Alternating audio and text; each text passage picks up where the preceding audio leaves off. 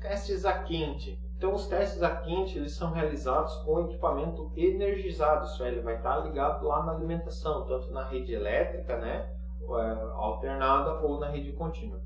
Normalmente a gente vai utilizar para esse tipo de situação, ou a gente quer medir nesse tipo de situação, ou a corrente do circuito, a corrente ali do componente, ou mesmo a tensão que está chegando. Então, as principais funções que a gente vai utilizar no teste a quente vão ser a tensão em modo contínuo, a tensão alternada, corrente contínua ou corrente alternada. Então, normalmente são essas 4 funções aqui que a gente vai fazer. E resistência num circuito a quente, né, um circuito energizado, eu não vou conseguir medir, eu posso até danificar o equipamento. O que eu posso também fazer no circuito a quente é na hora que eu vou precisar testar um relé, por exemplo. Né? O relé eu tenho que energizar ele para a chave fechar. Então, dependendo da situação, ele vai ter que estar ligado ou eu vou ter que simular uma alimentação para que eu consiga testar ele. E aí eu testo novamente naquele modo de continuidade, mas depois a gente vai falar um pouquinho mais sobre isso daí. Deve-se atentar também muito nessas tensões a quente a questão da escala que você está utilizando e do tipo de medição que você vai fazer. Porque na escala a frio, eu estou testando um resistor. Se eu coloquei na escala errada, no máximo ele não vai medir. Né? Então ele não vai danificar o equipamento, porque ele não tem nenhuma tensão sendo gerada ali por ele. Porém, nos testes a quente, não. Nos testes a quente, eu vou ter tensão ali do circuito e, consequentemente, pode danificar o meu multímetro. Então, eu sempre vou ter que me atentar se eu vou estar medindo tensão contínua, tensão alternada, corrente em corrente contínua ou corrente em corrente alternada. Então, isso é sempre bom verificar com bastante calma. E sempre lembrando essa questão do 10 amperes, né? Quando formos medir uma corrente nesse tipo de medição, a gente tem que trocar a ponteira de borda. Por experiência, tá? Trabalhei muito tempo em bancada e por experiência, essas são as coisas que mais danificam o multímetro. É você medir, principalmente colocar numa escala de corrente e tentar medir uma tensão. Isso daqui é batata. Como a corrente ela é em série com o circuito, se você colocar numa escala de corrente e colocar ela em paralelo, provavelmente vai danificar o teu equipamento. Então, muita atenção nesse momento, por mais que ele é baratinho, mas a gente não quer danificar ele porque ele é bem útil para o nosso dia a dia. Né? Não é baratinho esse daqui, né? Pode ser que o que você tenha aí seja um pouco mais completo e um pouco mais complexo. Um outro cuidado muito importante que você deve ter, e não estou falando agora do equipamento, estou falando com a sua vida mesmo, é cuidar nessas medições a quente. Por quê? Porque, obviamente, o risco de choque elétrico aumenta muito. Eu estou medindo ali um 110 volts, um 220 volts, e você corre o risco de tomar um choque por encostar em algum outro componente, alguma coisa assim. Então, te peço sempre para redobrar muita atenção quando você for fazer uma medição a quente, principalmente de corrente alternada ou tensão alternada, que teoricamente são as que mais têm possibilidade de acabar te dando um choque. E o porquê é tão importante o multímetro para medir tensão e corrente? Além de eu saber se a fonte está funcionando ou não está funcionando, o que ele pode me auxiliar? Por exemplo, a medição de corrente, nós vamos, no modo mais na frente, nós vamos estudar sobre isso, sobre os cálculos de queda de tensão.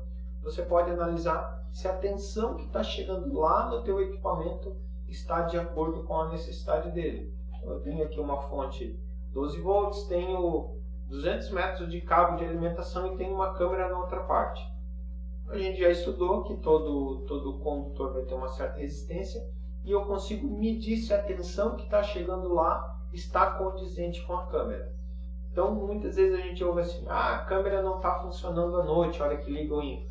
Provavelmente a tensão que está chegando lá deve estar chegando uma tensão muito baixa. Então, simplesmente você medindo durante o dia, você já consegue saber. Botou a mão ali na frente da câmera para poder ligar os infra, você já consegue ver também que tensão que está indo. Assim como a corrente, né? Então, não sei se você tem um circuito ligado, com um simples multímetro. Eu tenho aqui quatro câmeras ligadas nessa minha fonte. Posso colocar mais uma? Você pode ir lá medir a corrente que está está sendo consumida pelo circuito e determinar se tu precisa ou não de mais uma fonte. Então essas medições são muito importantes no dia a dia, muitas vezes não só para identificar um defeito, mas também para a gente conseguir determinar o equipamento correto para se colocar ali no local. Ou mesmo também para determinar se algum equipamento está com defeito, né? Então, por exemplo, uma câmera ali é para ela consumir 300 mA, 500 mA no máximo. Bom, eu estou achando algo estranho porque essa minha fonte não está aguentando. Você pode ir lá e medir a corrente que aquela câmera está puxando. Talvez ela está puxando 1 A, ou se ela está tão acima do que é o normal dela, talvez tenha alguma coisa errada nela. Talvez algum componente ali no circuito de entrada de alimentação dela está consumindo a mais do que deveria. Então o multímetro também se torna útil para esse tipo de situação. Na sua apostila eu deixei uma relação de mais alguns equipamentos de teste que podem te ajudar no teu dia a dia. Então eu mencionei lá alicate, perímetro, aterrômetro, frequencímetro, identificador de cabos. Então são alguns equipamentos a mais que são interessantes você ter aí na sua pasta. Alguns deles nem tanto, né? Por exemplo, o termômetro é mais para quem trabalha com alguma coisa relacionada com terra. Então, para cerca elétrica seria o ideal você ter. A maioria não usa, mas enfim, isso é outra história, até pelo custo do termômetro, né? Alicate é um perímetro também, é algo mais para quem trabalha mais em rede elétrica. Porém, estão lá para você dar uma olhada, dar uma analisada, estudar e quem sabe pensar em num futuro não tão longe, né? No futuro próximo, você adquirir de acordo com a tua necessidade de trabalho. Então terminamos aqui esse módulo 3. Esse módulo foi um módulo mais light, né? Sem tanta teoria. Foi um módulo onde a gente já falou um pouco mais dos equipamentos. Vão ter alguns outros vídeos, eu vou fazer mais alguns vídeos ali sobre o uso do multímetro e tudo mais para ir te alimentando com essas informações. Mas esse módulo encerra aqui. No próximo módulo a gente vai falar sobre fontes de alimentação. Então a gente já vai começar a juntar toda essa informação que eu fui entregando para vocês. Então você pode ver que tem uma entrega lógica de conteúdo, né? Então estudamos a tensão, estudamos a carga, estudamos o capacitor, porque a gente precisa entender sobre o capacitor para entrar em fonte, por causa da questão de filtragem. Estudamos sobre multímetro para você conseguir medir a fonte. Então no próximo módulo a gente entra especificamente em fontes de alimentação. Então por esse módulo é só. Estude, adquira conhecimento da melhor forma possível, use todas as informações que eu estou te entregando ali nas apostilas e precisando de mais alguma coisa ou tendo alguma dúvida, sabe que pode entrar em contato comigo. Então, fique com Deus, bons estudos e até o próximo módulo, fontes de alimentação. Tchau!